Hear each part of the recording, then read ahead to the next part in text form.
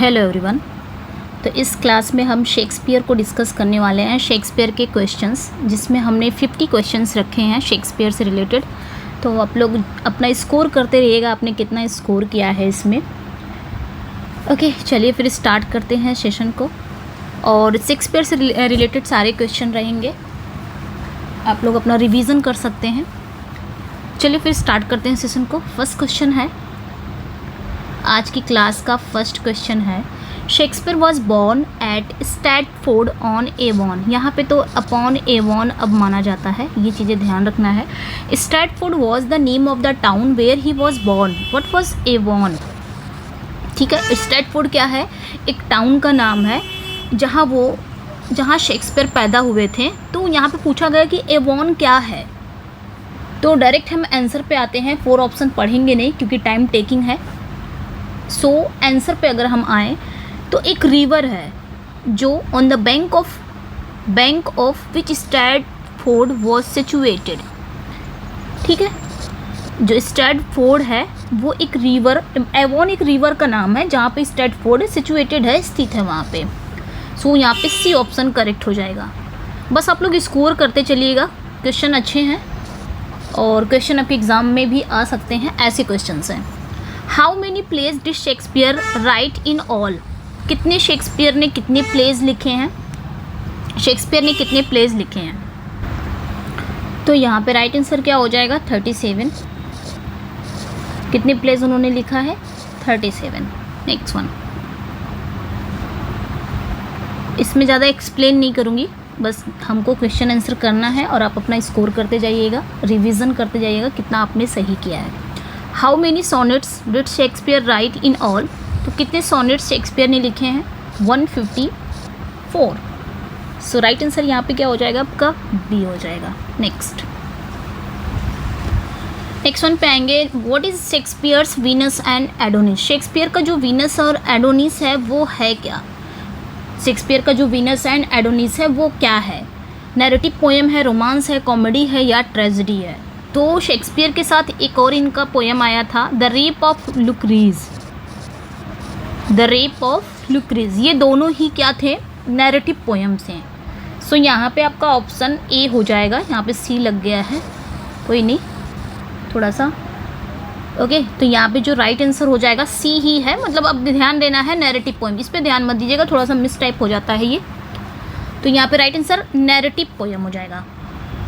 ठीक है, जो आपका 1593 एंड 1594 में आया हुआ है दोनों। Next, to whom did Shakespeare dedicate his first narrative poem Venus and Adonis? तो शेक्सपियर ने जो उनका फर्स्ट नैरेटिव पोएम था वीनस एंड एडोनिस, शेक्सपियर ने किसे डेडिकेट किया था? एलिजाबेथ को या जेम्स फर्स्ट को, बेन जॉनसन को या अर्ल ऑफ सदम्पटन को? किसे किया था? सो राइट आंसर यहाँ पे सी हो जाएगा, अर्ल ऑफ सदम्पटन। नेक्स्ट जो क्वेश्चन है, who called Shakespeare N upstart crow beautified with our feathers? किसने शेक्सपियर को कहा है एक अपस्टार्ट क्रो है जो हमारे ही पंखों से अपनी उड़ान भर रहा है, एक नौसिखिया कौवा है, ऐसा किसने कहा है? शेक्सपियर को किसने क्रिटिसाइज किया है? तो सभी को पता है, रॉबर्ट ग्रीन ने किया है, इन्होंने ही क्रिटिसाइज किया था। नेक्स्ट वन है, who wrote the malicious pamphlet entitled a groats worth of wit bought with a million of repentance against Shakespeare? तो ये जो पैम्फलेट था अ ग्रोड्स वर्थ ऑफ विट, ये शेक्सपियर के अगेंस्ट किसने लिखा था? तो रॉबर्ट ग्रीन ने ही लिखा था और इसी में उन्होंने एन अपस्टार्ट क्रो कहा था। किसको? शेक्सपियर को उन्होंने क्रिटिसाइज किया था, यही उनका पैम्फलेट था, ये ध्यान रखना है। नेक्स्ट, आई थिंक वो 1592 में आया हुआ था वो प्ले, ये पैम्फलेट इनका। नेक्स्ट वन पे आएंगे, who ridiculed Shakespeare by saying that he knew small Latin and less Greek? तो शेक्सपियर को किसने ऐसा कहा है कि small Latin and less Greek है, मतलब लैटिन में वो बहुत कम है और ग्रीक तो उनकी आती ही नहीं है, ऐसा किसने कहा है? शेक्सपियर को ऐसा रेडिक्यूल किसने कहा है? मार्लो, बेन जॉनसन, स्पेंसर या John Lyly? So right answer Ben Jonson. Right answer क्या है? Ben Jonson. यहाँ पे आपका राइट आंसर बी हो जाएगा। नेक्स्ट वन, अगला जो क्वेश्चन है, who ridiculed Shakespeare by saying that? I think फिर से क्वेश्चन रिपीट हो गए, कोई नहीं, नेक्स्ट पे आएंगे। Who said Shakespeare has only heroines and no heroes? किसने कहा शेक्सपियर के पास सिर्फ हीरोइंस ही हैं, हीरो नहीं हैं? तो जॉन रस्किन। ओके, हम जल्दी जल्दी कर रहे हैं क्योंकि हमें 50 क्वेश्चन करना है, तो हम जल्दी जल्दी कर रहे हैं। मैंने पहले कहा था कि इसमें कोई एक्सप्लेनेशन नहीं होगा, ओनली क्वेश्चन आंसर कराया जाएगा, क्योंकि मैंने बहुत सारी वीडियो में बहुत एक्सप्लेन ये सारे क्वेश्चन करा दिए हैं। ड्राइडन का प्ले है all for love is based on one of the Shakespeare's plays. Dryden का जो प्ले है ऑल फॉर लव, ये शेक्सपियर के एक प्ले पर बेस्ड है। On which of the following plays? वो प्लेज बताना है वो प्लेज बताना है, कौन सा वो प्लेज है।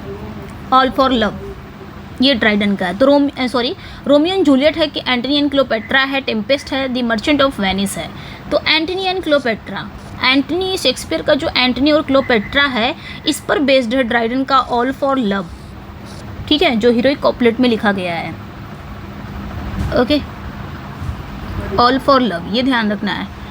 नेक्स्ट वन पे आएंगे, the phrase what's in a name, नाम में क्या रखा है? ये जो फ्रेज है ये कहाँ पे आता है?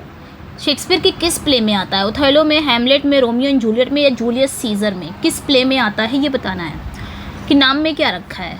तो भाई रोमियो एंड जूलियट, कौन कहता है? जूलियट कहती है। Next, the title of the novel the sound and fury reminds us of Shakespeare's. ये जो नॉवेल का टाइटल है साउंड एंड फ्यूरी, जो विलियम फॉकनर का है, ये वर्क उनका है। द साउंड एंड फ्यूरी ये जो नॉवेल है ये शेक्सपियर के किस प्ले को हमें याद दिलाता है? तो मैकबेथ से लिया गया है ना। यहाँ पे आपका ऑप्शन क्या हो जाएगा? डी करेक्ट हो जाएगा। मैकबेथ में वो मैकबेथ एक कोटेशन बोलता है, उस कोटेशन में ये लाइनें, ये वर्ड आते हैं, तो वहाँ से ये टाइटल ली गई है। तो हमें जब ये हम पढ़ते हैं तो हम याद क्या करते हैं? शेक्सपियर के मैकबेथ को याद करते हैं, शेक्सपियर के प्ले मैकबेथ को। Aldous Huxley took the hint for the title of his novel brave new world from Shakespeare. तो ऑल्डस हक्सले ने भी वही काम किया है, अपने नावल का टाइटल उन्होंने कहाँ से लिया है? उनके नावल का टाइटल यही है, ब्रेव न्यू वर्ल्ड। उन्होंने शेक्सपियर की किस प्ले से लिया है? तो टेम्पेस्ट से लिया है। मिरांडा का एक स्पीच होता है, उस स्पीच में ये वर्ड आते हैं ब्रेव न्यू वर्ल्ड, वहाँ से इन्होंने लिया है ये, और इन्होंने अपने नावल का टाइटल बना लिया। नेक्स्ट वन पे आएंगे, Shakespeare's King Lear was given a happy ending by one of the following play rights. तो शेक्सपियर का जो किंग लियर है उसको एक हैप्पी एंडिंग किसने दिया था? कौन से प्ले राइट ने दिया था? जिसमें उन्होंने क्या करते हैं, जिसमें वो क्या करते हैं, एडगर और कॉर्डेलिया की शादी करा देते हैं, हैप्पी एंडिंग देते हैं, जिसमें दोनों की शादी वगैरह करा देते हैं। वैसे तो जो शेक्सपियर का किंग लियर है उसमें तो उनकी डेथ हो जाती है, कॉर्डेलिया की डेथ हो जाती है, बट नाहन टेट क्या करते हैं, ये एक हैप्पी एंडिंग देते हैं जिसमें एडगर और कॉर्डेलिया की शादी करा के। Next, who has written tales from Shakespeare, ये किसने लिखा है टेल्स फ्रॉम शेक्सपियर? तो चार्ल्स लैम ने लिखा है। यहाँ पे सी ऑप्शन करेक्ट हो जाएगा, चार्ल्स लैम ने लिखा है। ओके, कहीं कहीं मैरी लैम भी आता है, लेकिन ज़्यादातर चार्ल्स लैम। सो राइट आंसर यहाँ पे सी ऑप्शन करेक्ट हो जाएगा। Next, in which play does Shakespeare attack the Puritans. तो शेक्सपियर ने अपने किस प्ले में शेक्सपियर ने प्यूरिटन्स पे अटैक किया है? किस प्ले में? Merchant of Venice, Twelfth Night, As You Like It या Much Ado About Nothing. So right answer यहाँ पे आपका ट्वेल्थ नाइट हो जाएगा। ट्वेल्थ नाइट में उन्होंने ऐसा कहा गया है कि शेक्सपियर ने प्यूरिटन्स पे अटैक किया है, ठीक है, जो मॉलवेलियो होता है उसी पे। Age cannot wither her nor custom still about whom are these lines spoken. ये लाइनें कहाँ पे आती हैं? Age cannot wither her nor custom still, ये लाइनें आपकी कहाँ पे आती हैं ये बताना है। किसके बारे में ये लाइनें कही गई हैं ये पूछा है। वैसे ये लाइनें आती हैं एंटनी एंड क्लियोपेट्रा में। ये लाइनें कहाँ पे आती हैं? एंटनी एंड क्लियोपेट्रा में। बट ये लाइनें किसके लिए कही गई हैं? तो क्लियोपेट्रा के लिए कही गई हैं। चलिए next, Imogen is the heroine of. तो इमोजन किस प्ले की हीरोइन है? शेक्सपियर की किस प्ले की हीरोइन है? सिम्बलिन की पेरिकल्स या विंटर्स टेल या टेम्पेस्ट। तो यहाँ पे राइट आंसर क्या हो जाएगा आपका? ए करेक्ट हो जाएगा। सिम्बलिन की कैरेक्टर है, अरे सिम्बलिन की हीरोइन है वो, okay, next, who is the author of the critical work Shakespeare sonnets reconsidered. ये जो क्रिटिकल वर्क है शेक्सपियर सोनेट्स रिकंसिडर्ड, इसके ऑथर कौन है? E.M. Forster, Samuel Butler, W.H. Auden या Charles Lamb. So right answer यहाँ पे क्या हो जाएगा? सैमुअल बटलर हो जाएगा, बी ऑप्शन करेक्ट हो जाएगा। शेक्सपियर सोनेट्स रिकंसिडर्ड्स कि ये जो क्रिटिकल वर्क है शेक्सपियर सोनेट रिकंसिडर्ड, इनके ऑथर हैं Samuel Butler. Who is the author of preface to Shakespeare? Preface to Shakespeare के ऑथर कौन है ये बताना है। यहाँ पे हु है, who is the author of preface to Shakespeare. तो प्रीफेस टू शेक्सपियर के ऑथर कौन है? Doctor Johnson, doctor Samuel Johnson. Next, who has written the critical book characters of Shakespeare's plays. तो ये भी एक क्रिटिकल बुक है, कैरेक्टर्स ऑफ शेक्सपियर प्लेज। ये किसका है बताना है, ये किसका है। सो यहाँ पे जो राइट आंसर हो जाएगा वो आपका सी करेक्ट हो जाएगा, विलियम हैज़लिट। तो विलियम हैज़लिट का ही एक क्रिटिकल बुक है characters of Shakespeare's plays. Okay, चलिए next, name the play in which a hero dies at the end of the 4th act but the play continue to the 5th act. तो उस play का नाम बताना है जहाँ पे हीरो की डेथ हो जाती है 4th एक्ट के एंड में ही, लेकिन प्ले फिर भी 5th एक्ट तक कंटिन्यू रहता है। मतलब जो हीरो होता है वो 4th एक्ट के एंड तक ही मर जाता है, लेकिन प्ले फिर भी उसके बावजूद कंटिन्यू रहता है 5th एक्ट तक। ऐसा कौन सा प्ले है? तो राइट आंसर यहाँ पे क्या हो जाएगा आपका?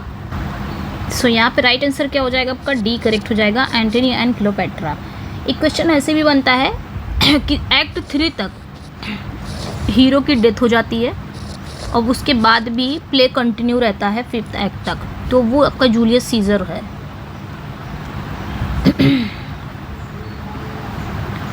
नेक्स्ट पे आएंगे, name the play in which the hero and the heroine die together. तो उस प्ले का नाम बताना है जहाँ पे हीरो हीरोइन दोनों ही एक साथ डेथ हो जाती है, दोनों की ही एक साथ डेथ हो जाती है, वो कौन सा प्ले है? सो रोमियो एंड जूलियट। ठीक है,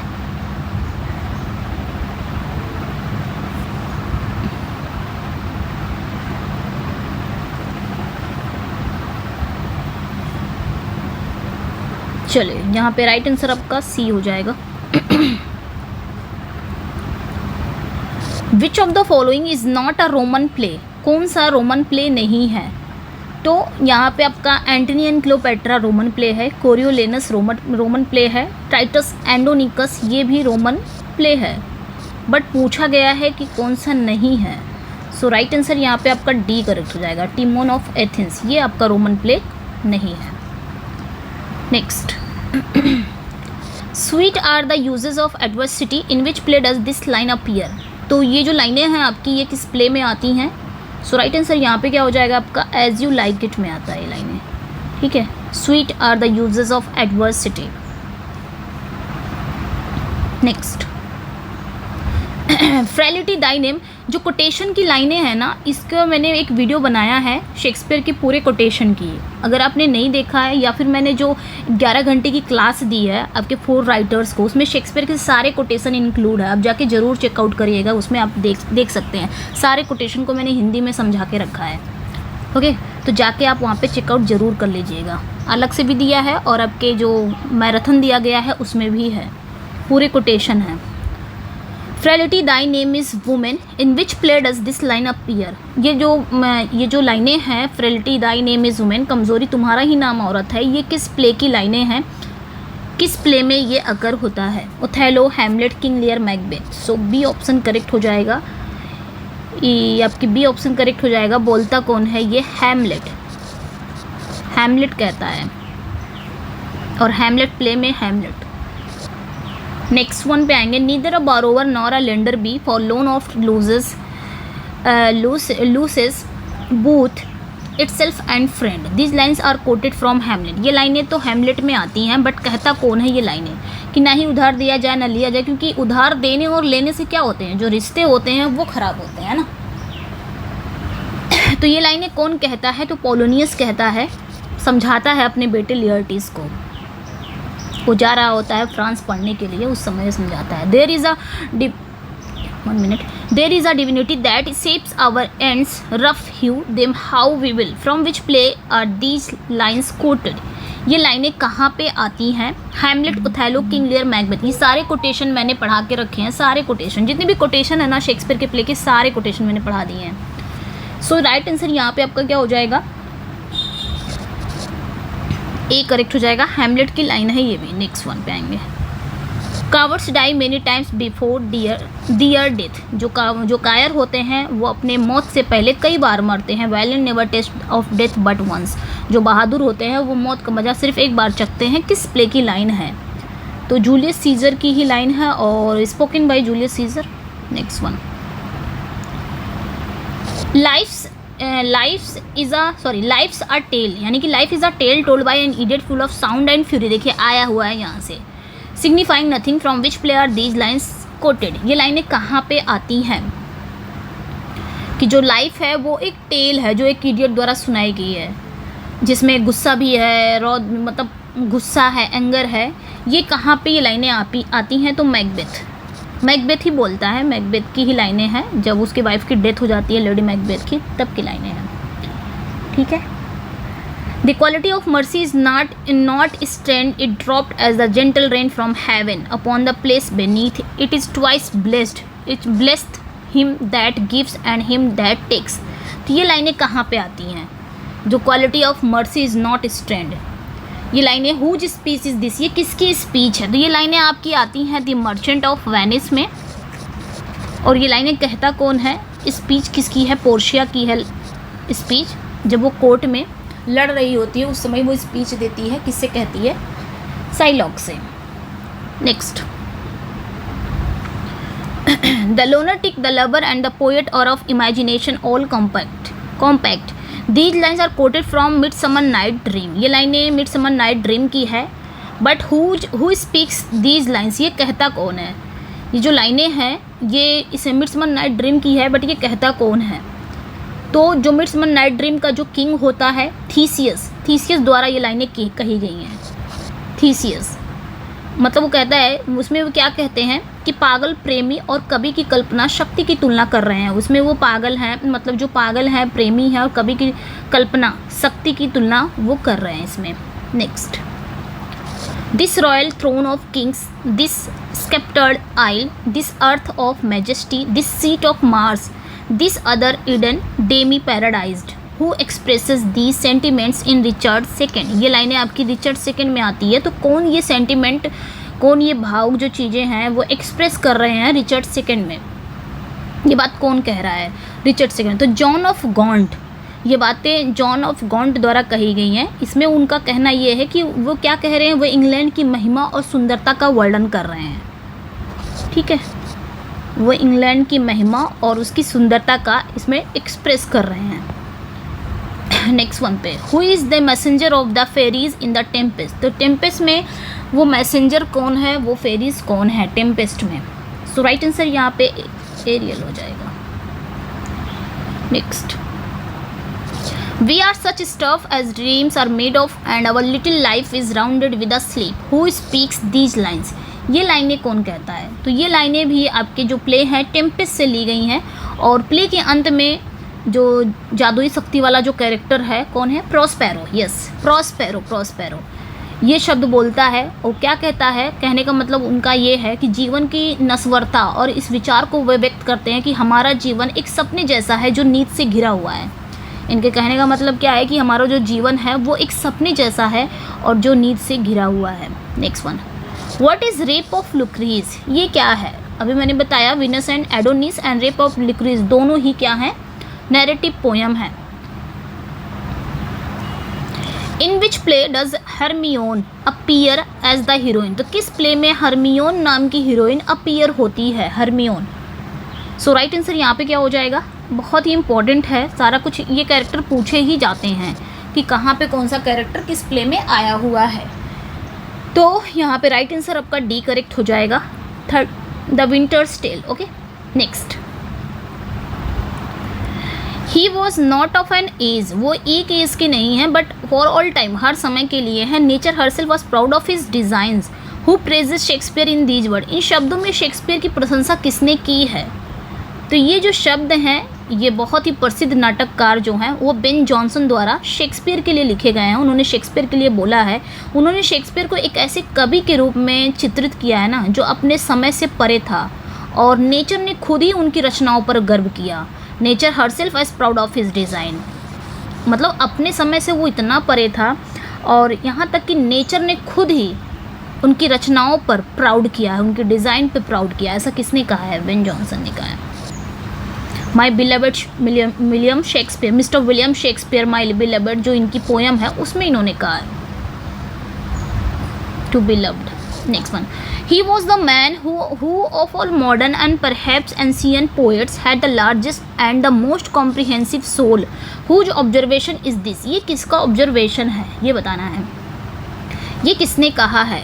तो ये भी एक प्रसिद्ध कवि हैं जो कि क्रिटिक भी हैं, सैमुअल टेलर कॉलरिज, ये उनका है। उन्होंने शेक्सपियर के बारे में कहा है। उन्होंने शेक्सपियर की आत्मा को सबसे बड़ी और व्यापक बताया है कि शेक्सपियर की जो आत्मा है बहुत ही लार्जेस्ट एंड कॉम्प्रिहेंसिव है, उनकी जो सोल है। ऐसा किसने कहा है? कॉलरिज ने। और ये लाइनें कहाँ पे आती हैं? ओके, तो ये लाइनें किसने कहा है? ये आपका गलत है। ये लाइनें किसने कहा? कॉम्प्रिहेंसिव सोल, शेक्सपियर के सोल को लार्जेस्ट एंड कॉम्प्रिहेंसिव किसने कहा है? तो ड्राइडन ने कहा है। मैंने गलती से मार्क कर दिया था कॉलरिज पे, ड्राइडन ने कहा है। ओके, ये ड्राइडन का कहना है। Next, Shakespeare is the grandest thing we have it done. India empire will go at any rate someday, but this Shakespeare does not go. He lasts forever with us. We cannot give up our Shakespeare. Who holds this view? ये किसका view है? ये किसका मतलब विचार है कि उसने शेक्सपियर को कहा है India empire will go at any rate someday, but this Shakespeare does not go. ये शेक्सपियर नहीं जाएंगे, वो हमेशा हमारे साथ रहेंगे. We cannot give up our Shakespeare. हम शेक्सपियर को नहीं छोड़ सकते. ऐसा किसने कहा है? तो बेन जॉनसन है कि ड्राइडन है, कार्लाइल है या रस्किन है? तो यहाँ पे कार्लाइल राइट आंसर। यहाँ पे आपका सी करेक्ट हो जाएगा, कार्लाइल। ये जो शब्द है ये एक स्कॉटिश इतिहासकार और लेखक थॉमस कार्लाइल के हैं। उन्होंने शेक्सपियर को इंग्लैंड की सबसे बड़ी उपलब्धि बताया है और कहा है कि ब्रिटिश साम्राज्य भले ही ख़त्म हो जाए लेकिन शेक्सपियर की महानता हमेशा रहेगी। ओके, ये चीज़ें इन्होंने कही, कितनी अच्छी बात इन्होंने कहा है। Next, in which year were Shakespeare sonnet publish? तो किस ईयर शेक्सपियर की सोनेट पब्लिश हुई थी? तो 1609 में शेक्सपियर की सोनेट पब्लिश हुई थी बाय थॉमस थॉर्प के द्वारा। Next, for what is the phrase the mouse trap used by Shakespeare in Hamlet? ये जो फ्रेज है द माउस ट्रैप, ये शेक्सपियर के प्ले हैमलेट में इसका यूज़ किया गया। इसका क्या मतलब है? हैमलेट का ट्रेजिक फ्लॉ है कि हैमलेट के फादर का घोस्ट है कि the play with in the play in Hamlet. Hamlet में भी एक प्ले कराया गया है कि हैमलेट कॉन्सियस। सो राइट आंसर यहाँ पे क्या हो जाएगा? आपका सी करेक्ट हो जाएगा। The play with in the play in Hamlet. Hamlet में भी एक प्ले हुआ था, उसका नाम क्या था? Mousetrap, the murder of Gonzago. Next one, life but a walking shadow, a poor play that starts and frets his hour upon the stage and then is heard no more. In which play do these lines occur? ये जो लाइनें हैं ये आपकी कहाँ पे आती हैं ये बताना है। तो ये लाइनें भी अगेन मैकबेथ में ही आती है। जीवन जो है वो एक चलता हुआ साया है, एक गरीब अभिनेता जो अपने मंच पर घंटों प्रदर्शन करता है। ठीक है, ये लाइनें हैं, ये लाइनें मैकबेथ में आती हैं और कहता कौन है? मैकबेथ की ही है। उनका कहना ये है, मैकबेथ का कहना है कि जीवन एक प्ले जैसा है जिसमें लोग अपनी भूमिका निभाते हैं और फिर डेथ के बाद ख़त्म हो जाते हैं, यानी कि मृत्यु जब आती है उसके बाद वो ख़त्म हो जाते हैं। एक प्ले की तरह है जीवन हमारा, ये मैकबेथ का कहना है इसमें, आई मीन शेक्सपियर का। Next, others abide a question the word free, मतलब अन्य हमारे प्रश्न का उत्तर देते हैं लेकिन आप क्या हो? फ्री हो, आप स्वतंत्र हो। We ask and ask the smilest and art still, मतलब हम पूछते हैं और आप क्या करते हो? मुस्कुराते हो, और आपका जो आर्ट है वो भी बहुत ही स्टिल है, रुका हुआ। आउट टॉपिंग नॉलेज, आपका जो आर्ट है वो बहुत ही ज्ञान से बहुत ही ऊपर चला गया है। These lines are written in praise of Shakespeare, तो ये जो लाइनें हैं ये शेक्सपियर की प्रशंसा में लिखी गई हैं। हु हैज़ रिटन देम, किसने लिखा है? ये लाइनें किसने लिखा है ये बताना है। तो ये लाइनें आपकी किसने लिखा है? सो राइट आंसर यहाँ पे मैथ्यू अर्नोल्ड हो जाएगा। ठीक है, मैथ्यू अर्नोल्ड का जो शेक्सपियर है, इनका एक वर्क है शेक्सपियर, उसमें ये लाइनें उन्होंने कही हैं शेक्सपियर को। ठीक है, next. Soul of the age, the applause, delight, the wonder of our stage, my Shakespeare rise। ऐसा किसने कहा है? युग की आत्मा, एप्लॉज यानी कि तालियां बजाओ, डिलाइट खुश रहो, मतलब प्रसन्न हो जाओ, खुश हो जाओ, दी वंडर ऑफ आवर स्टेज हमारे मंच का आश्चर्य, माय शेक्सपियर उठो, मेरे शेक्सपियर उठो। इन शब्दों में किसने शेक्सपियर की प्रशंसा की है ये बताना है। तो बेन जॉनसन अगेन, ये सारी लाइनें उन्हीं की आती हैं उसमें। To be loved mister William Shakespeare जो इनकी पोयम है। Okay, thou in our wonder and astonishment has built thyself a livelong monument, and so sculptured in such pomp dost lie, that kings for such a tomb would wish to die। Who praises Shakespeare? इन शब्दों में Shakespeare की प्रशंसा किसने की है? इन शब्दों में Shakespeare की प्रशंसा किसने की है? ऐसा किसने कहा है? यानी कि तुम हमारे आश्चर्य और विस्मय में हो, अपने लिए एक जीवंत स्मारक बनाया गया आपके लिए, इस तरह के धूमधाम से आपको दफन किया गया। राजा भी ऐसे मकबरे के लिए मरना, हर राजा ऐसे मकबरे के लिए, ऐसे टूम के लिए मरना चाहेगा, ऐसा किसने कहा है? सो राइट आंसर यहाँ पे अगेन नहीं, सॉरी, मिल्टन हो जाएंगे, जॉन मिल्टन। ऑन शेक्सपियर की लाइन है ये,